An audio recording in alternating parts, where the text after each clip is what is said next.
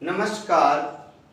आज हम कक्षा 9 गणित अध्याय 2 में प्रश्नावली 2.5 के प्रश्नों को हल करना सीखेंगे। 2.5 प्रश्नावली हल करने से पहले कुछ सर्वसमीकरणों पर हम नजर डालेंगे जो पुस्तक में 1 से लेकर के 8 रोमन अंक लिखे हुए हैं, उनके नंबरिंग में पुस्तक में दी हुई हैं। और पुस्तक में यदि आपको ढूंढने में दिक्कत हो तो मैंने यहाँ पर ये 8 की 8 सर्वसमीकरण लिख दी हैं। इनको आप सबसे पहले नोट करना है और नोट करके इसको वहां पर एक पेज में नोट करके इस ऐसी जगह चस्पा कर लेना है जिससे कि आपकी बार बार वहां नजर पड़ती हो और आप रोज उसको देखेंगे तो ये आपके दिमाग में आ जाएगी और इससे बहुत सारे सवाल सॉल्व करने में आपको मदद मिलेगी। जैसे कि सर्वसमीकरण नंबर 1 दिया है x प्लस वाई का whole square, x plus y का होल स्क्वायर बराबर x square plus y square plus 2x Y.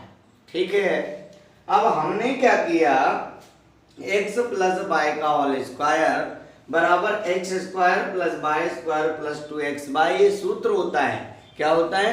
सूत्र होता है जिसे हम सर्वसमीकरण कह रहे हैं। इनमें कभी कभी x और y की जगह a भी आ जाता है और हम इनका उपयोग संख्याओं में करेंगे। हम इनका उपयोग कहाँ करेंगे? हम इनका उपयोग संख्याओं में करेंगे। ठीक है, इसी में यदि हम माइनस लगा देते हैं x माइनस वाई का होल स्क्वायर तो आपका एक्स स्क्वायर ऐसे ही रहेगा, वाई स्क्वायर ऐसे ही रहेगा, सिर्फ यहाँ प्लस की जगह आपका माइनस कर देंगे तो एक्स वाई हो जाएगा।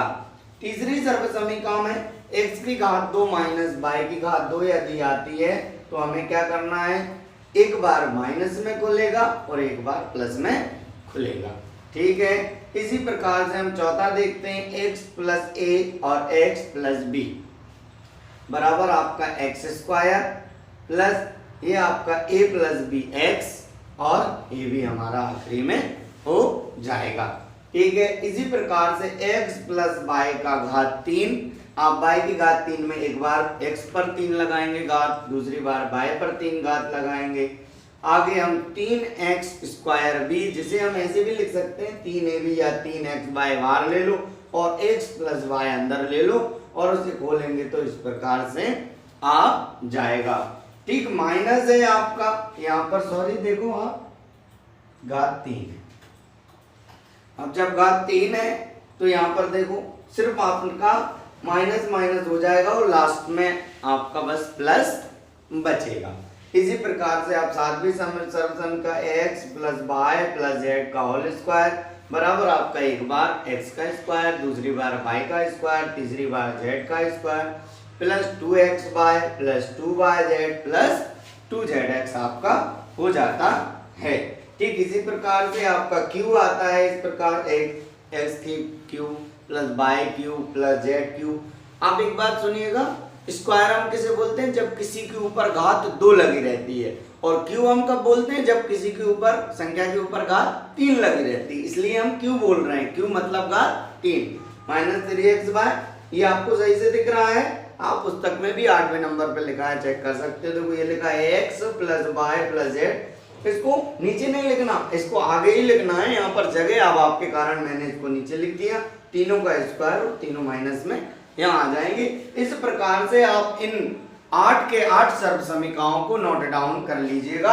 अब मैं आइएगा अपने टॉपिक पे आता हूं।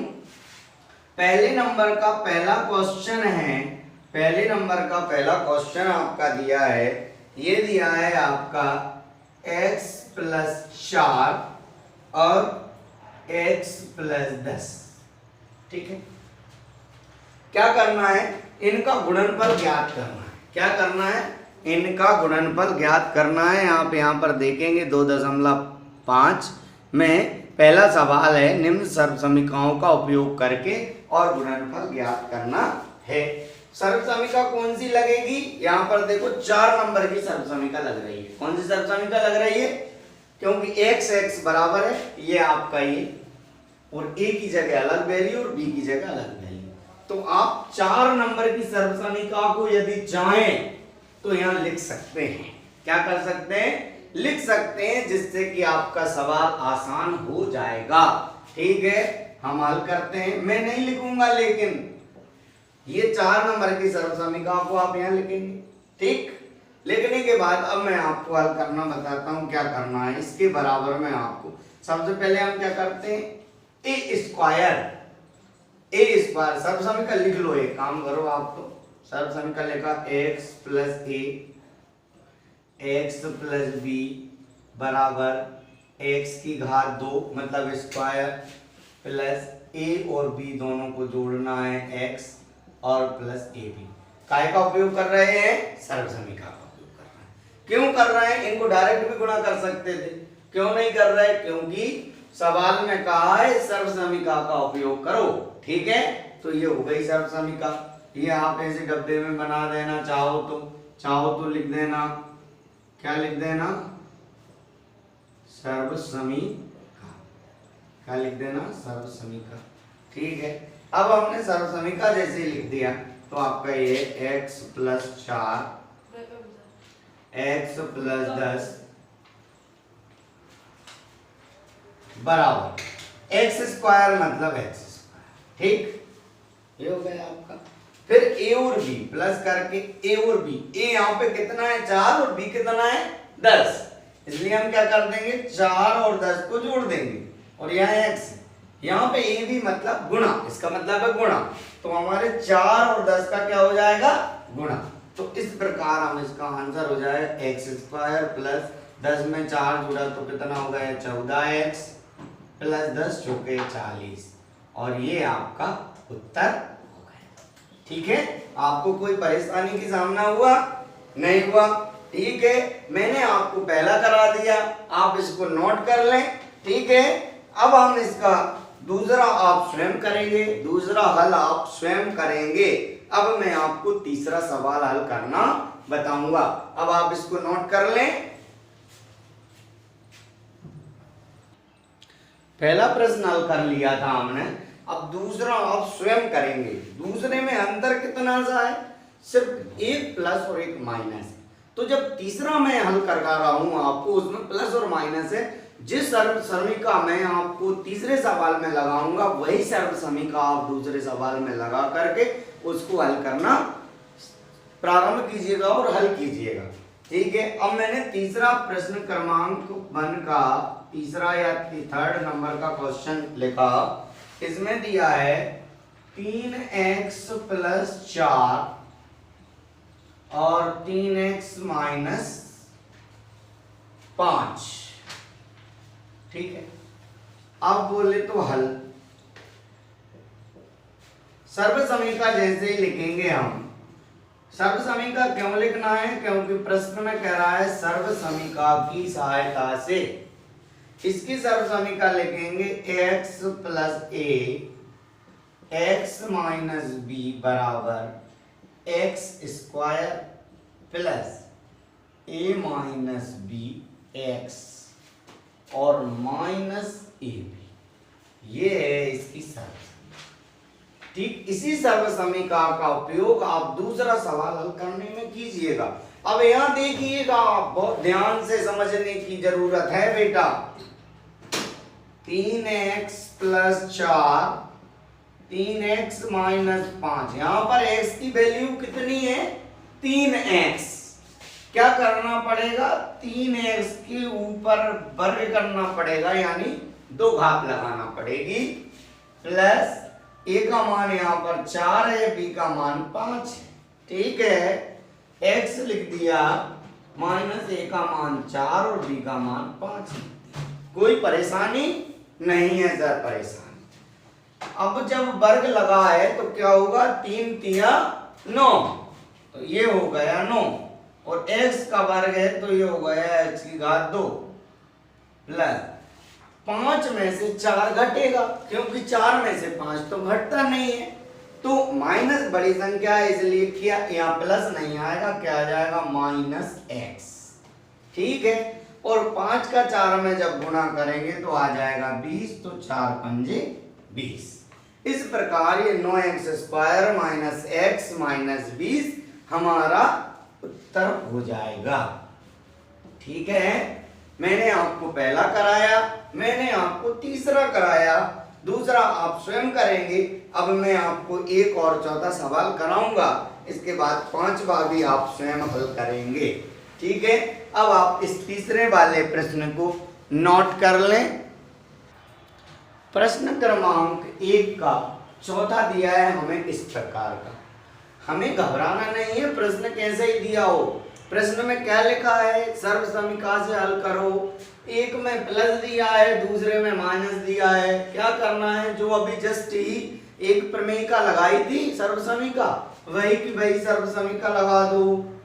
ठीक है, सर्वसमीका आपने लगा दी। सर्वसमीका आप जैसे ही लगाते हैं, कौन सी लगाएंगे, x की जगह y लिख दो, a भी लिख दो, कोई दिक्कत नहीं है। अपन y में रूपांतरण करके सर्वसमीका को लगाते हैं बेटा। y प्लस a और y माइनस a। क्यों, आप देखना बच्चों ध्यान से, मैंने a क्यों लिखा, क्योंकि यहाँ भी 3/2 है और यहाँ भी 3/2 है। ठीक है ना, इसलिए यहाँ a और b नहीं होगा। a b कब होता है, जब अलग अलग होते हैं। ठीक है, y का y लिख दिया। तो इसका सब जब a प्लस b और a माइनस b होता है तो सर्वसमीका क्या कहती है, a की घात 2 माइनस b की घात 2, सॉरी y की घात 2 माइनस a की घात 2। ये हमारा सवाल कहता है कि नहीं कहता। समझ पा रहे हो कि नहीं समझ पा रहे, पल्ले पड़ रही है कि नहीं पड़ रही। चलिए, अब हमने क्या किया, अब हमने ये किया कि ये लिखो y स्क्वायर प्लस 3/2 और y स्क्वायर माइनस 3/2 बराबर y स्क्वायर मतलब उसका स्क्वायर। समझ लेना बेटा, स्क्वायर था और स्क्वायर लगाया जाता है। ठीक, अब माइनस a स्क्वायर मतलब 3/2 की घात 2। यहां तक कोई दिक्कत है, ठीक है। अब चलेंगे हम y मतलब y की घात 4 हो जाएगी और 3/2 मतलब 3 या 9/2 दूनी 4। ये y की घात 4 माइनस 9/4 हमारा उत्तर हो जाएगा।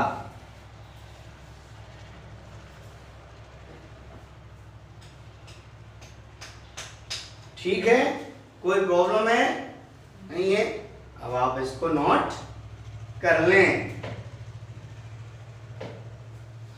जो शेष क्वेश्चन रह गए हैं उनको आप स्वयं हल करेंगे। अब हम प्रश्न क्रमांक 2 के प्रश्नों को हल करते हैं। एक मैं कराऊंगा, बाकी आप स्वयं हल करेंगे।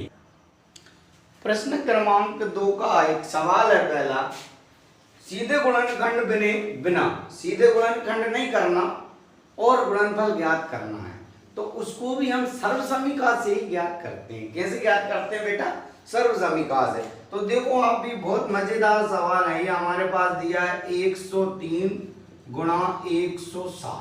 क्या दिया है, 103 गुणा 160। अब हमने हल किया, 103 गुणा 160 हमने लिखा, तो हम इसको लिख सकते हैं बेटा 100 प्लस 3। 103 को 100 प्लस 3 लिख सकते हैं, क्या लिख सकते हैं, ठीक है। इसके बाद हम इसको 100 प्लस 7 लिख सकते हैं, क्या ठीक है, लिख सकते हैं, कोई परेशानी नहीं है। अब ध्यान से देखो जी, x plus a x plus b बन गया। सर्वसमीका लिख दो, इसमें कौन सी लग रही है, तुरंत दिमाग में आ जाना चाहिए। लग गई, तो यहाँ पे हमने डाला सर्वसमीका। सर्वसमीका कौन सी लगा दी, x प्लस a और x प्लस b। अब यहाँ a और b क्यों लिया, क्योंकि a b के मान अलग अलग हैं। x क्यों लिया, क्योंकि x का मान x है, ठीक है। अब ये जो अभी इसमें थी ना, कैसी थी, अब इससे पहले के जो सवाल थे आपके, उसमें क्या था कि x और संख्या थी। अब x की जगह भी कुछ संख्या आ गई और a b की जगह भी संख्या आ गई, दोनों जगह संख्याएं आ गई। इसका जो है अपन ने सूत्र पढ़ा है, x square plus a plus b का x प्लस a b, ठीक। इस प्रकार से कोई प्रॉब्लम नहीं, सर्वसमीका लिख दी। अब इसमें हम सर्वसमीका लगाएंगे। यहाँ पे आपको गुणा जोड़ना घटाना बहुत अच्छे से आना चाहिए, और आपको नहीं आएंगे तब आपको परेशानी पड़ेगी। एक्स स्क्वायर मतलब काय का स्क्वायर, 100 का स्क्वायर, 100 का स्क्वायर, प्लस ए बी मतलब 3 + 7, एक्स मतलब 100 गुणा होगा, प्लस ए बी मतलब 7 और 3, या 3 और 7 लिख लो, 3 × 7। ठीक है, अब आगे चलते हैं। 100 का वर्ग मतलब 2 जीरो हैं, 2 जीरो और आ जाएंगे, 10,000 होता है। याद हो तो याद लिख दो, नहीं तो आप करके देख लो। कैसे करके देखेंगे, 100 × 100। अब जब जीरो होती है 2 जीरो ये लिख दो, 2 जीरो 1 2 3 4 जीरो लिख दिए, एक हम एक ये लिख दिए, ये आपका आंसर हो गया। ठीक है, ये 10,000 हो गए आपका, प्लस 3 और 7 कितने हो जाएंगे, 10, गुणा कितने का होगा, 100 का, प्लस 7 कितना होता है, 21 होता है। इसमें क्या करेंगे, ये है आपका 10,000। जब 100 का 10 में आप गुणा करेंगे तो कितना आ जाएगा, 1,000, प्लस कितना है, 21। ठीक है, अब हमें इनको जोड़ लेंगे। इनको जब जोड़ लेंगे, अलग अलग करके आप जोड़ लीजिएगा, तो आपका आंसर कितना हो जाएगा, आंसर आ जाएगा 11,021, और ये हमारा उत्तर हो जाएगा। अब प्रश्न क्रमांक 2 के आगे अगला जो प्रश्न है दूसरा, 95 × 96, उसको हम 90 + 5 और 90 + 6 कर सकते हैं, एक कंडीशन। और दूसरी कर सकते हैं बेटा हम 100 - 5 और 100 - 4। आपको जैसे सॉल्व करना है वैसे आप सॉल्व कर सकते हो। इसके आगे आपका 100 + 4 और 100 - 4 करना पड़ेगा, a + b a - b बन जाएगा। ठीक है, तो आप इसके जो शेष 2 क्वेश्चन है वह आप हल करें। इसके आगे का हम नेक्स्ट क्लास में हल करेंगे। तब तक के लिए धन्यवाद।